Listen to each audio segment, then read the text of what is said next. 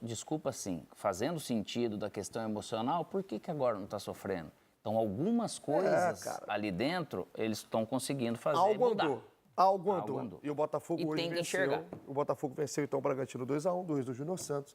E o Juninho Capixaba fez o gol do Red Bull da equipe de Bragança Paulista. Vamos passar para uma esquenta de Copa do Brasil para o jogo de amanhã do Vasco da Gama. Carlos Eduardo Mansur, Alex. O Vasco pega o Água Santa, jogo em São Januário.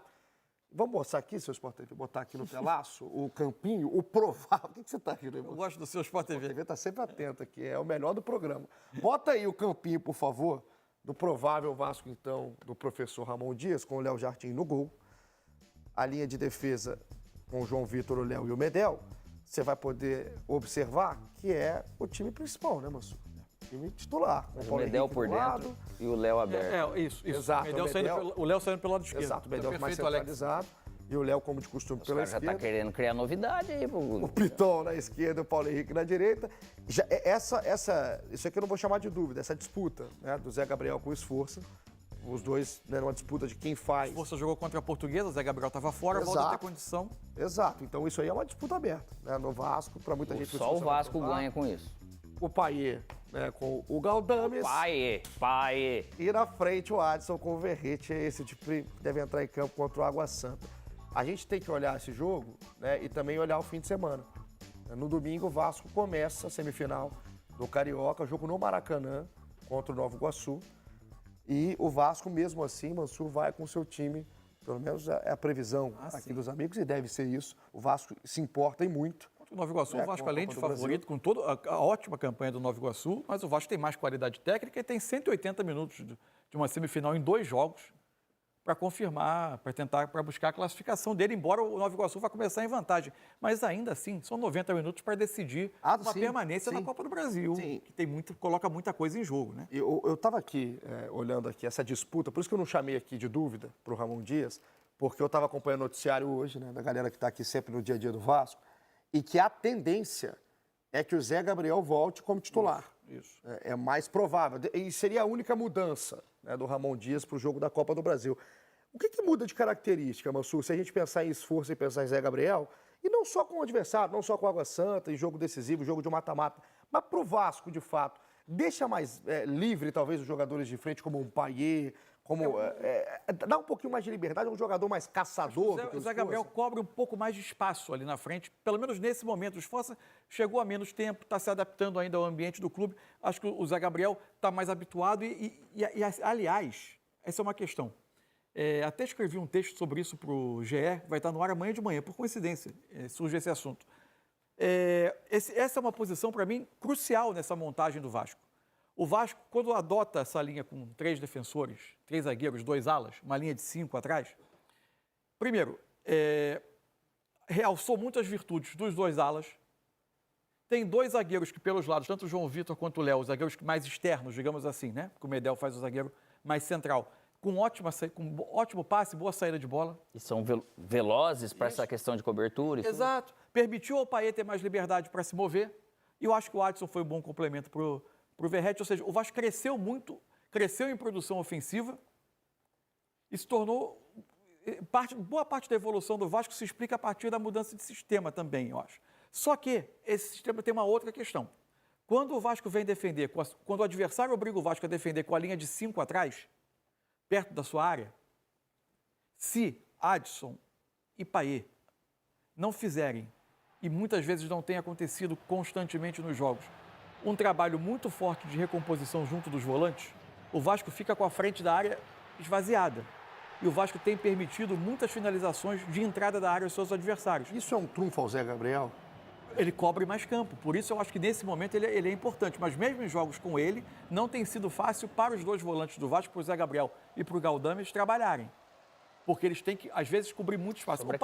O Payet não tem tanto essa característica de ser um jogador... Ele até tem tentado voltar, mas não faz com a mesma capacidade de outro, é a característica dele. No futebol de hoje, não existe mais um jogador que ele não tem nenhum tipo de compromisso defensivo. E o Vasco tem defendido com 7 muitas vezes. Defender com 7 não é simples. A questão, quando o Vasco, pelo menos quando isso começou no Uruguai, na pré-temporada, em Punta del Este, o Vasco testou alternativas de esquema, ele jogou com linha de 4, ele jogou com esse esquema com os 3 zagueiros, com o Rojas fazendo a direita de saída, né, quando o João Vitor ainda não estava jogando. Agora, quando eu penso no esquema, né, do Vasco com essa linha de 5, né, sem a bola, que aí o Paulo Henrique e o Piton, eles fecham aquela linha de 5 e baixo, eu penso que com saída de jogo, Alex, é mais interessante ter o esforço. Se você tem uma linha de 5, se você tem uma recomposição interessante, bem feita, sendo com esforço e com o Galdames, e não esse caçador de fato, que é o Zé Gabriel, o time fica mais leve para sair, já que você está deixando 5 jogadores já na proteção. Se o Vasco deixa espaço, e eu concordo com o Mansur, algumas vezes o Vasco deixa esse espaço em frente à área, mesmo nesse esquema que em teoria é mais reforçado. É isso que ainda falta, esse ajuste fino, para o Ramon, para o Emiliano Dias, até para tentar soltar um pouco mais. Eu acho que a torcida do Vasco, se a gente fizer uma enquete, ela vai querer o esforço. Ela quer o jogador que jogue mais do que casse mais, já que você já tem 3 zagueiros. Mas isso tem que ser muito bem alinhado, porque você já tem o Payet praticamente sem compromisso defensivo no Vasco. E aí, isso aí daqui a pouco é bem claro, lógico, o esforço mais qualidade técnica e o Zé muito mais força física, né, imposição física. E para você ter realmente, o Galdames também é um jogador-aço, assim, eu acho interessante demais, tem achado ele, né, de movimento, bem, com bola, né? sem a bola, seguro, né?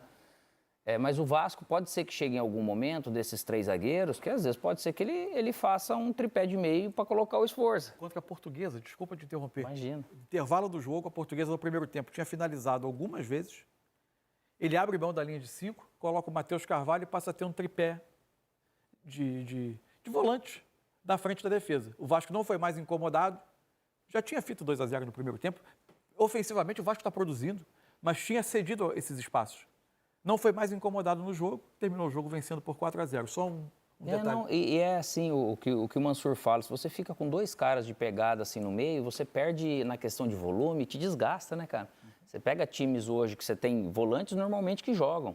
Então, para você ter um meia igual é o Payet, um exemplo, igual às vezes é um Ganso no Fluminense, o time adversário ele pode se apropriar disso para poder criar sua vantagem. Então, o Vasco, quando ele ficar com aquela com a linha de 5 lá atrás, você pode ver que às vezes ele fica a linha de 5 lá atrás, mas tem 2 para marcar. Sim. Os 2 alas ficam abertos. Então, esses ajustes eles podem ser feitos em qualquer esquema. Né? Então, pode ser que daqui a pouco o esforço vai pedir passagem, ou não tem como tirar o Zé Gabriel, ele tenha que tirar algum zagueiro ou criar uma outra opção. Dependendo de como o adversário ataca, se ele ataca com pouca gente, deixa um atacante só, tem um jogador do Vasco que tem muito boa leitura de espaço para eventualmente sair da linha de 5 e dar alguns passos à frente, que é o Medel. Ele sabe se posicionar por trás dos 2 volantes e eventualmente ajudar a compor a frente da área. Mesmo com os 3 zagueiros. Já, eventualmente, em algumas passagens de jogo do Vasco aconteceu. Não em todos, mas é um movimento que ele sabe, ele tem uma leitura muito boa para fazer. Então, o pessoal do Vasco, o Payet vai jogar muito provavelmente. Mas para ajudar o Payet, o Adson, ele tem que ser outro nome, assim, aprontar para marcar sem a bola. Ele vai ter que ajudar, né? Para deixar o Payet. Vai chegar uma hora que vai pesar. Esse Payet que vai jogar. Tá sendo um prazer ver o Payet jogar, inclusive. Esse Payet, né, mais magro, mais afim, né? Tá sendo um prazer ver o Payet jogar aqui no futebol brasileiro. É quase uma tradição do Vasco, se for pegar, desses jogadores que a gente viu de 10 que vieram para cá, que acabou vindo o Petkovic, depois Marcelinho Carioca, enfim, por aí vai. Quase uma característica do clube que, poxa vida, ver jogador bom jogar é bom demais. É muito bom, cara, é muito bom. É um sorteio de Copa do Brasil indigesto para o Vasco, né? Um adversário que não é bom enfrentar. É um jogo perigoso, não é um jogo bom com enfrentar. riscos. Passou da Jacuipense, né, na primeira fase da Copa do Brasil e agora amanhã visita o Vasco aqui em São Januário. Vamos sair do Vasco para falar do